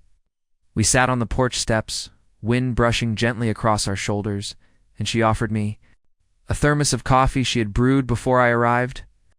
There was a kind of peace in the routine of it all, the way we took care of each other in these small, consistent ways. It was no longer a question of whether this was becoming something real. It already was. We just hadn't spoken it into the world yet. I could feel it in the way she looked at me when she thought I wasn't watching, in the way her fingers lingered on mine when we passed tools or dishes back and forth. We had become each other's soft place to land. That day, as we sipped coffee and watched the wind scatter the last of the maple leaves across the garden path, Clara asked a question that surprised me, not because of what it was, but because of how gently she framed it. Do you ever think about what the future might look like if we kept doing this? I turned to her, eyebrows raised slightly, and she continued before I could answer. I mean, not in a big dramatic way, not marriage or anything necessarily, just ... life. Together, the way it is now, only more of it. I sat quietly for a moment, absorbing her words. She wasn't asking for a plan or a promise. She was asking if the peace we'd built could stretch forward. And the truth was, I had been thinking the same thing. Every time I left her house at night, I felt it, the absence of her next to me in the quiet. Every morning, I found myself reaching for the phone before I'd even brewed my coffee. The thought of continuing on this path with her, slow and intentional and deeply felt less like a question and more like a truth I had been circling around. I do, I said simply. I think about it more than I probably should. Clara smiled, a flicker of something like relief in her expression. It's not that I need everything defined, she said. But I guess I want to know that this isn't just a phase, that I'm not imagining this as something it's not. You're not, I said without hesitation. What we have, it's real. It's maybe the most real thing I've known in a long time. Her hand found mine again, warm despite the coolness of the air. We sat like that for a while, saying nothing, and letting the certainty of that quiet connection settle in. It wasn't grand, but it was profound.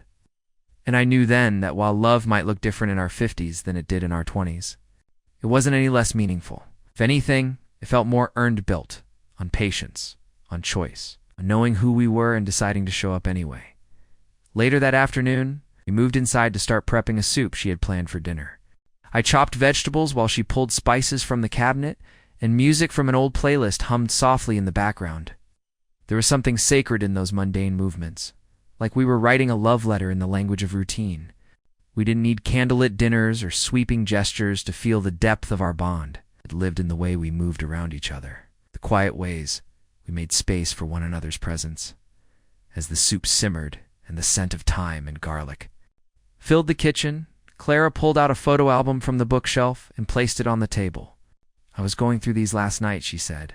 Old pictures, memories I hadn't looked at in a while. I thought maybe, if you wanted, I could share some with you. I nodded, touched that she wanted to let me into that part of her. Past we sat together and turned the pages slowly, her voice soft as she narrated stories behind the images. There was one of her and her late husband on a camping trip, both of them sunburned and laughing, another of her daughter at a birthday party, frosting smeared across her cheeks. She didn't cry, but her eyes carried the weight of remembrance. I listened, asked gentle questions, and when her voice faltered briefly, I squeezed her hand and reminded her that those moments still mattered, that the past didn't disappear.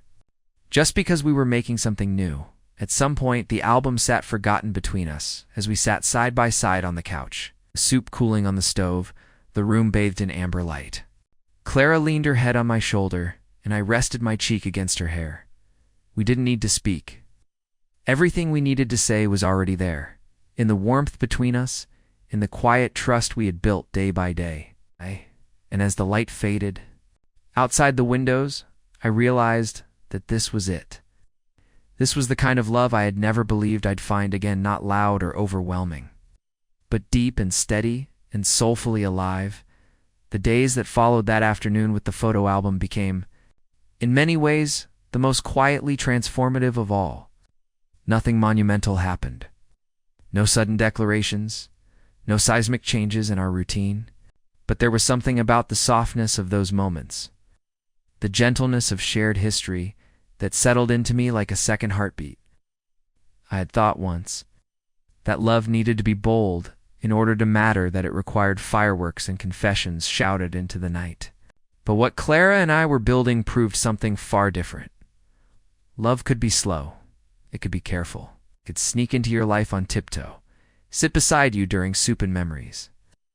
And before you even realized it, it had woven itself through the fabric of your everyday, the next weekend. Clara invited me to spend the evening with her daughter Justine, who was visiting from out of town. I had heard about her in stories, her love for art, her complicated relationship with her mother after the loss of her father, her sharp sense of humor, but I had never met her face to face. Clara had been nervous in the days leading up to it, not because she thought Justine would be rude or closed off, but because this moment, introducing someone new to someone old, held meaning. It was an acknowledgement, quiet but firm, that whatever we were was real enough to be seen. When I arrived that evening, Justine was already there, seated at the dining room table with a half-finished glass of red wine and a sketch pad open in front of her. She stood when I walked in, offered a polite smile, and shook my hand. There was curiosity in her eyes, not judgment, just the kind of careful evaluation a daughter might give to a man stepping into her mother's life after years of watching her live alone. I didn't try to impress her. I didn't rehearse anything. I simply sat down, offered to help with dinner, and answered her questions when they came. Clara had cooked roast chicken with lemon and rosemary, and as we ate, the conversation loosened. Justine asked how we met, how long I'd been working on the house, whether I liked small-town life. I told her the truth that I'd come expecting. Just another project, and ended up finding something entirely different. She laughed at that, a short, surprised sound, and for the first time that evening, her posture relaxed. As dessert was served, Clara's homemade apple tart with a caramel drizzle that made me want to propose on the spot. Justine leaned back in her chair and studied us, not with skepticism, but with something that looked like acceptance. After she went to bed, Clara and I cleaned up the kitchen in silence, working side by side the way we always did. When the dishes were done and the lights dimmed, we stood by the sink for a long moment, and she looked at me with a mixture of relief and affection. "She liked you," Clara said softly. "I liked her too," I replied. "She's sharp, kind. She's always been protective of me, not because she thinks I'm fragile, but because she remembers the hurt." "I'm not here to hurt you," I said, and meant it more than anything I'd said all day. "I know," she replied, and there it was. Again that stillness, that certainty, the kind that doesn't shout but settles into the bones the next morning. I woke up with a sense of calm I hadn't felt in years, not because everything was perfect, but because everything was honest. I had shown up. Clara had let me in. Her daughter had seen us, and the world hadn't crumbled. In fact, it had steadied. That afternoon, we went for a walk through a nearby trail Clara loved. The trees were skeletal now, stripped of their glory, but there was beauty in their bare strength. We moved slowly, our hands brushing occasionally, and spoke of small things, a recipe she wanted to try, a book I had started reading, the way the cold seemed to bring out the scent of pine in the air. At one point, we reached a bench nestled beside a quiet stream, and we sat in silence, letting the sound of the water carry our thoughts.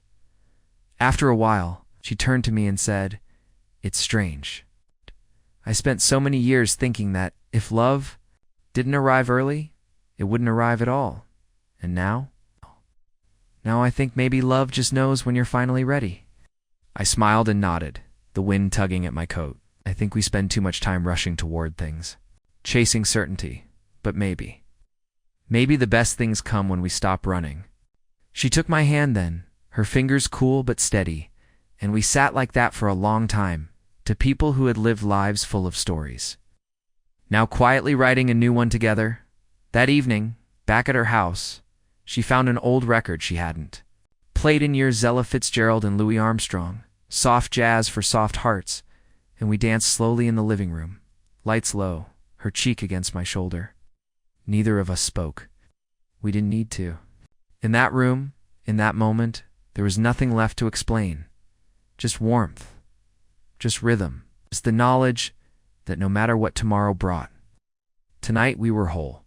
The wind had begun to pick up in late November, that dry, restless kind, that swept down empty streets and made the brittle leaves scrape along the sidewalks like forgotten letters. Clara had started pulling out her winter linen's thick blankets for the couch. Extra throws at the foot of the bed, that wool-lined coat I'd seen hanging untouched since the early days of autumn. There was something about that shift in the air that made everything feel more intimate, like the world outside was receding, asking us to turn inward. We weren't spending just afternoons together anymore.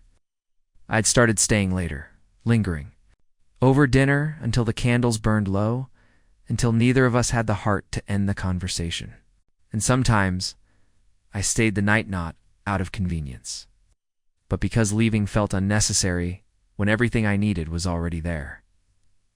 One Saturday morning, woke up before Clara. Her breathing was slow and even, and the sunlight coming through the blinds danced across her cheek like a gentle whisper. I sat for a moment at the edge of the bed, grounding myself in that quiet. There was no noise except for the creak of the old house and the hum of a distant radiator. It should have felt unfamiliar, waking in someone else's bed in someone else's house. But it didn't. It felt strangely and beautifully like home. I padded down to the kitchen, careful not to wake her, began making coffee, measuring out the beans just the way she liked, warming the milk until it frothed slightly, leaving a folded napkin beside her mug because she always hated coffee. Rings on the table. These weren't grand gestures, but they were deliberate. They were rituals now, sacred in their simplicity. When she joined me a while later, wrapped in her robe and smiling that half-asleep smile that made my heart ache, she kissed my cheek without saying a word. We drank our coffee in silence, watching. The wind outside tossed the last few leaves against the glass, and eventually she broke the stillness with something soft. I don't remember the last time I felt this. Calm, she said. Not just with you here, but in myself, like there's less noise. I understood what she meant. My life before Clara had been cluttered not with things, but with distractions. I had kept myself busy so I wouldn't have to notice the loneliness. But now there was a stillness that had nothing to do with silence. It was the peace of not performing, of not proving, of being known. Later that day, she invited me to join her for something she had never mentioned before, a volunteer day at the community center downtown. She'd been helping there on and off for years, organizing food drives, sorting clothes, reading to kids on weekend mornings. It was something she did quietly, never for recognition, just because it made her feel rooted. When we arrived, I saw a different side of her: efficient, warm, respected. People lit up when they saw her. A child ran straight into her arms. An older man handed her a clipboard without needing to say a word. Clara belonged here. And yet, she made space for me too, introducing me without hesitation. Looping her arm through mine once or twice in small grounding gestures, we spent the day moving boxes, stacking canned goods, organizing winter coats by size. It was work that tired your body, but cleared your mind. During a quiet moment, as we stood side by side restocking a shelf, Clara looked over and said, "You don't have to do this just because of me." I turned toward her. "Not," I said. "I'm doing it because I want to know the parts of you that exist outside of our little world." Her eyes softened, and I saw something unspoken pass between us: gratitude, yes, but also a deepening trust. She didn't respond right away, just nodded and slipped her hand into mine beneath the table where no one else could see. That evening, back at her house, we were both exhausted in that good, satisfying way. We curled up on the couch beneath one of those thick winter blankets, a simple dinner on our laps, a documentary playing quietly on the TV. At some point, we both dozed off. When I woke, her head was on my chest, her breathing steady, and the glow of the screen had faded into darkness. I didn't move. I just let her rest there, feeling the weight of her trust like something sacred. As winter approached, I began spending more nights at Clara's. Not because we had defined anything. We still hadn't labeled what we were, hadn't needed to. But every action said what words hadn't. We were choosing each other. Every day, every morning, we were making that choice. Her world was slowly becoming mine. I had a toothbrush in her bathroom now, a pair of slippers by her door, a coffee mug that she didn't use because she said it smelled like me. We were becoming part of each other's spaces without forcing anything, without rushing. One night, as we lay in bed, she whispered into the darkness, "Do you think love at this age feels different because we've already known the shape of grief?" I thought about that. About the people we'd lost, the lives we'd built and unbuilt, the years behind us filled with quiet hurts and missed chances. Maybe I said, or maybe it just makes us love more honestly, with less illusion. With more care. She didn't reply, but I felt her hand reach for mine beneath the blanket, and I held it tightly, the way someone holds on to something they never thought they'd find again. December crept in quietly, cloaking the town in a soft stillness that made everything feel suspended, as though even time itself had slowed to watch the snow settle. On rooftops and the faint golden light flicker through frosted windows, Clara's home became a kind of sanctuary during those cold days, full of cinnamon-scented candles, woolen throws, and small signs of shared life. 2 sets of boots by the door, my gloves drying on the heater grate, her favorite books now marked, with my makeshift paperclip bookmarks. The holidays loomed ahead, not with the anticipation of crowded gatherings or loud celebrations, but with a quieter kind of meaning. This year it wasn't about parties or presents, it was about presence. It was about holding hands in the silence and finding joy in the simplest of moments. One afternoon, we went to pick out a tree together. Clara had always gone alone in the past, not out of preference, but out of habit. Her daughter usually celebrated Christmas with her in-laws, and Clara never made a fuss. But this year, she wanted something different.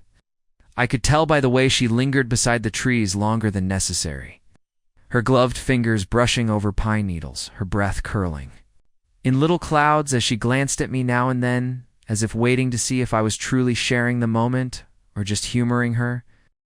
I made a show of overanalyzing every tree, pointing out imperfections with mock seriousness, until she airily laughed and said, "This one.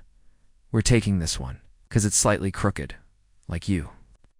Spent that evening decorating it together, stringing up lights that blinked in gentle rhythm, hanging ornaments that Clara had collected over the years, some old and cracked with age, others glimmering with newness. There was one shaped like a little handprint, faded from decades ago, and when I asked about it, she told me it was Justine's from kindergarten. She placed it on the front of the tree with care, and I watched her face as she did a blend of pride and longing that only a parent could carry. I didn't say anything. I just moved beside her, wrapped my arm around her shoulders, and stood quietly while she remembered, as the tree glowed in the corner and soft music played in the background. We curled up on the couch with mugs of mulled wine. Clara leaned her head on my chest and murmured, "I used to dread this time of year." I asked why, though I already knew. Because everything slowed down just enough to notice the empty spaces. The silence was too loud. I understood that more than I wanted to admit. The holidays had always been sharp-edged for me too, reminders of what once was, of who wasn't there anymore. But now the silence felt different. Not hollow, but full. Full of warmth, of healing, the kind of stillness that comes from knowing you're exactly where you're supposed to be. We talked about memories, childhood Christmases. The first year she spent alone after her husband passed, the year I spent mine in a motel because I couldn't bear the echo of my old house. And then we spoke about now, about what we were making. It's not a replacement for the past, but a continuation. A new chapter written in softer ink. The next morning, we woke to a world blanketed in snow. Clara insisted we take a walk, bundled up, in mismatched scarves and thick boots, crunching through the quiet streets like children. We made snowballs but didn't throw them, built a lopsided snowman with a crooked carrot nose, and stood beneath a tree heavy with frost, our breath mingling.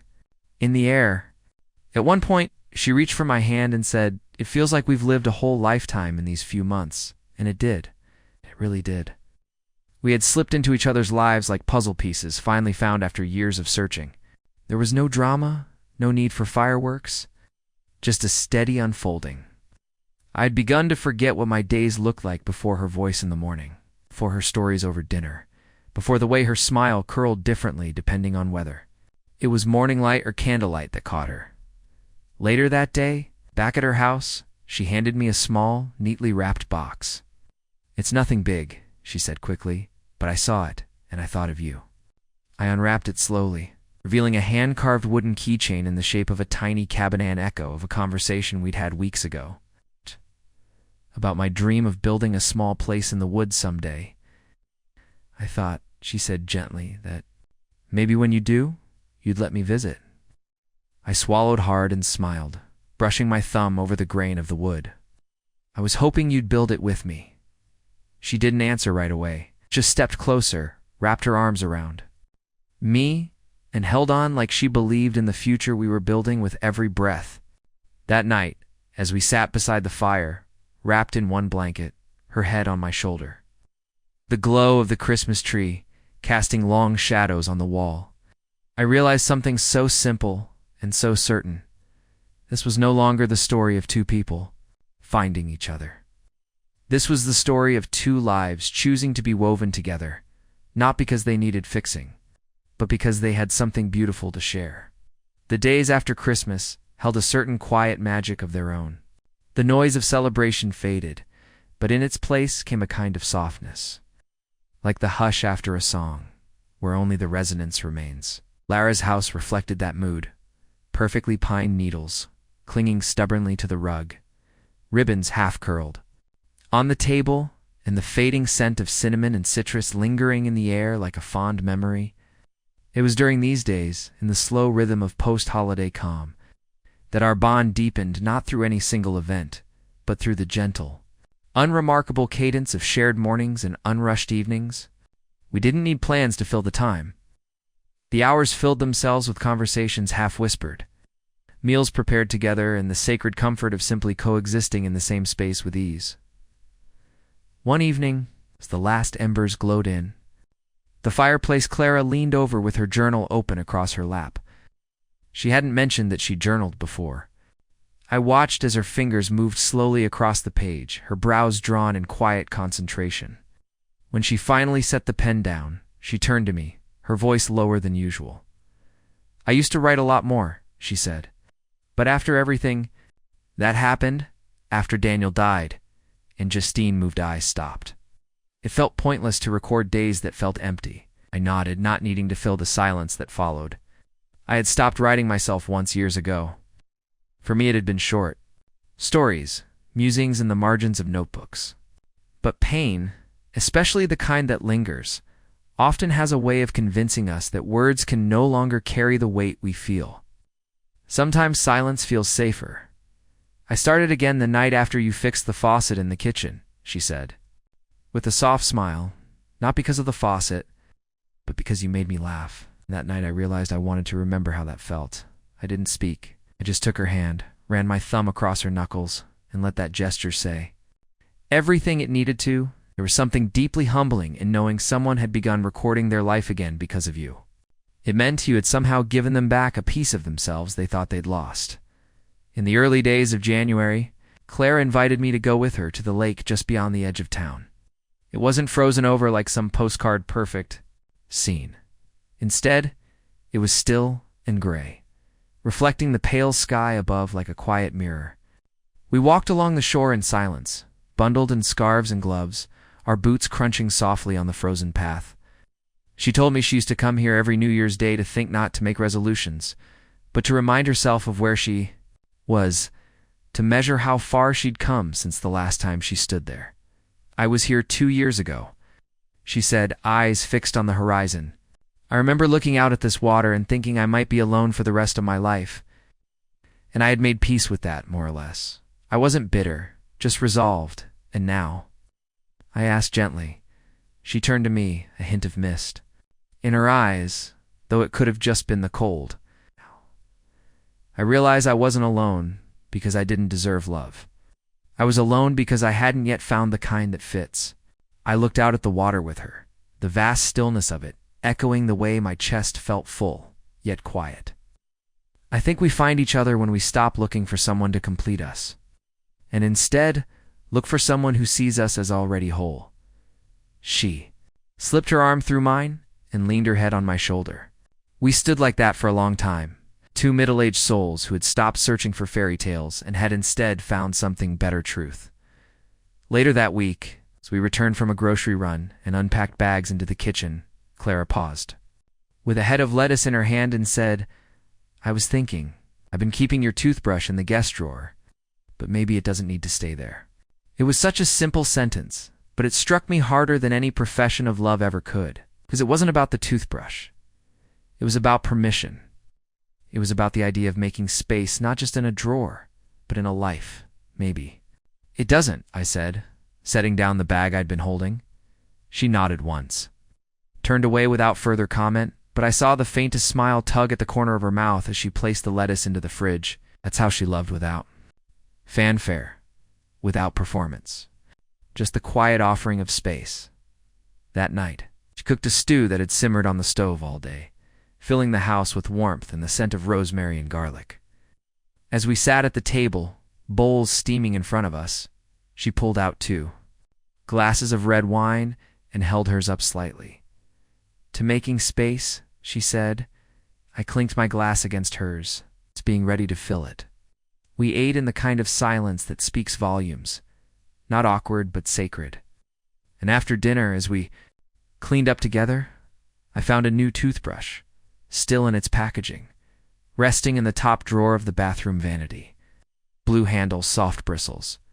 Not my usual kind, but it felt more right than anything I could have picked out for myself. It was the second week of January when Clara's daughter Justine came by again, this time for a longer stay. Her husband was traveling for work, and she needed a break from the city. Clara was thrilled, bustling around the house in anticipation, fluffing pillows in the guest room, baking banana bread like it was a holiday tradition. I stayed out of the way at first, sensing the mother-daughter rhythm that needed room to reestablish itself. But to my quiet surprise, Clara insisted I join them for dinner that first night. And so I did, nervous, awkward, trying not to overstep. Justine was more relaxed this time, her sharp wit softened by familiarity. And when she asked how things were going between us, Clara didn't hesitate. "It's steady," she said, reaching for my hand across the table. "Not perfect, but real and good." Justine looked between us, then smiled. The kind of smile a daughter gives when she sees her mother happy and recognizes that happiness is genuine. It was a moment I tucked away for myself, a small validation. From the person who knew Clara best, over the next few days, our little routine shifted to accommodate the guest. And though I knew it was temporary, it gave me an unexpected window into Clara's family dynamic. I watched her and Justine chat over morning coffee, fall into fits of laughter while folding laundry, disagree mildly about what to watch on TV. There was an ease between them, but also a fragility, like they were still learning how to be adults together. One afternoon, while Clara was out picking up groceries, Justine and I found ourselves sitting in the living room with mugs of tea and a silence that felt more companionable than awkward. "She's softer with you," Justine said, breaking the quiet, not just romantically. She's more at ease, less guarded. "I think we're both learning to let our shoulders drop a bit," I said, offering a small smile. She studied me then, not unkindly. "Do you love her?" I didn't flinch. "I do. More every day." She nodded slowly, her gaze thoughtful. "She deserves something steady, not just someone passing through." "I know," I said. "That's why I'm not going anywhere." It wasn't a confrontation, but it was a test. I think I passed.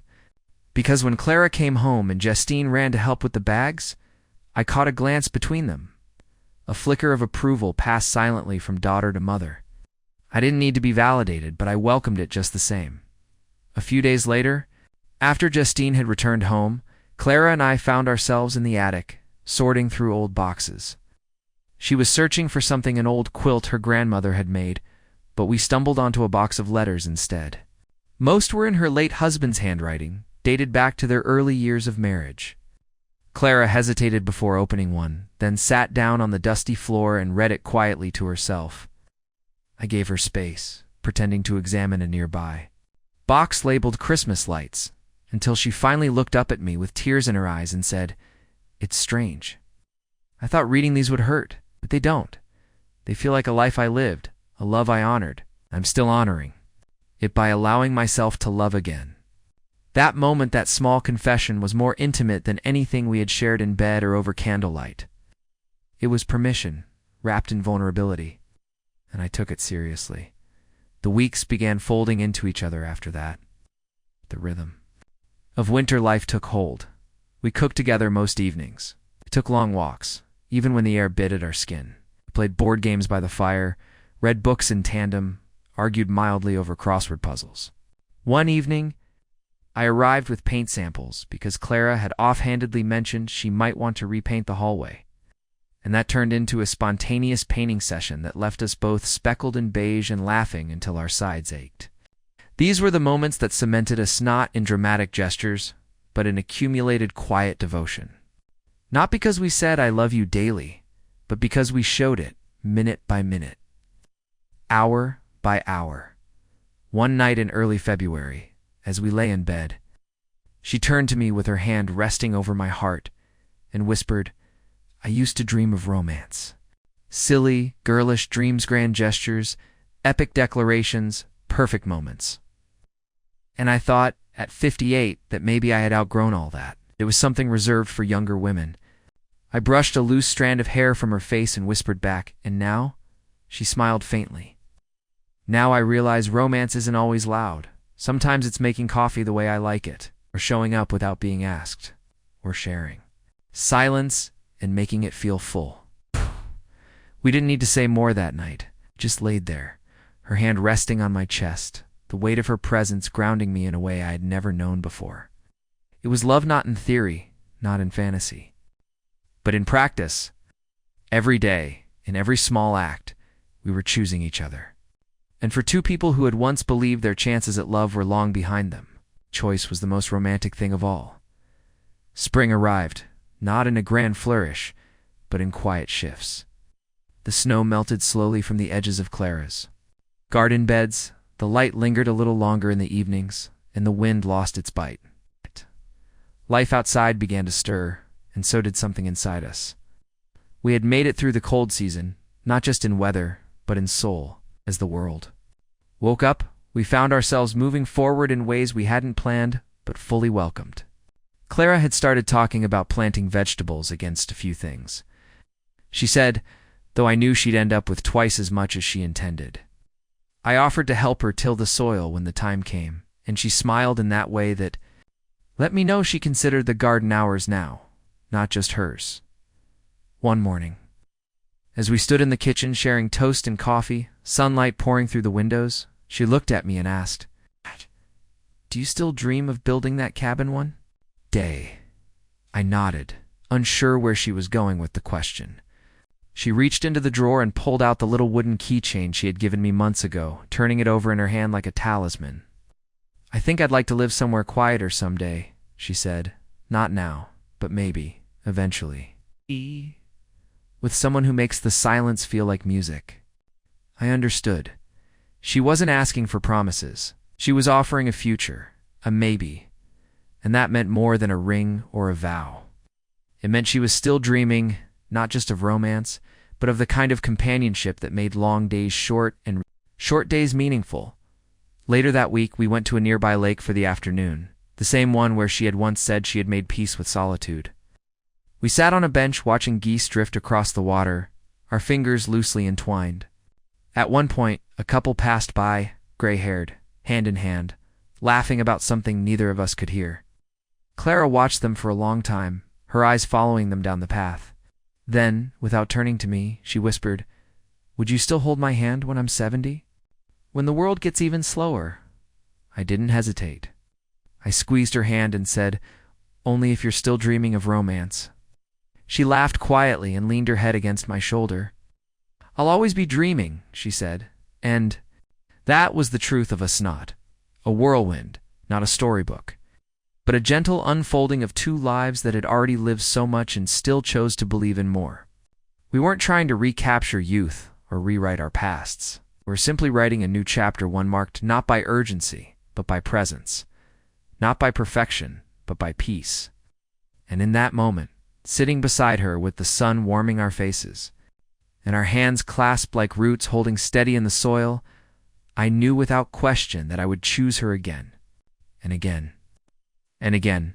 Up next, you've got two more standout stories right on your screen. If this one hit the mark, you won't want to pass these up. Just click and check them out. Don't forget to subscribe and turn on the notification bell so you don't miss any upload from us.